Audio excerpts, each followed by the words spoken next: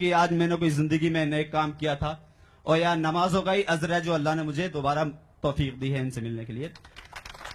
तो मैं ये कह रहा हूं कुली वो इंसान है और हमारी हदीस पाक के अंदर है, कुरान के अंदर लिखा हुआ है, जो आयत क्या है उस आयत का मफहूम है कि ए लोगों, तुमने अगर एक बार भी अपने माँ बाप को बाबूजी कहा तो आपको एक नेकी मिलेगी।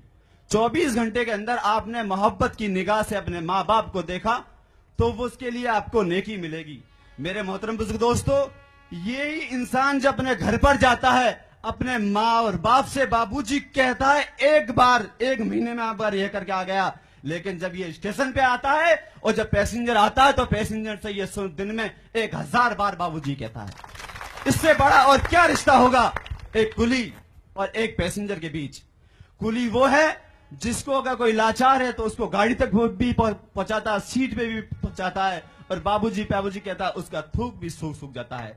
लेकिन जब यही कुली आज हिंदुस्तान के जितने भी बड़े बड़े नेता हुए हैं उनके नाम तो आप लोग सभी जानते हैं, आज तक किसी की सोच में ये नहीं आया कि कुली से जाकर मिले तो सही, कुली की दिलों को भावनाओं को समझे भी सही। क्यों नहीं आया? क्योंकि उनकी दिलों में, उनकी धड़कनों में सिर्फ बसती है तो उनकी धड़कों में कुर्सियां बसती है, सियासत बसती है। और ये जो खड़े मेरे सामने, इनके दिल के अंदर गरीब लोगों के लिए इनका दिल धड़कता है।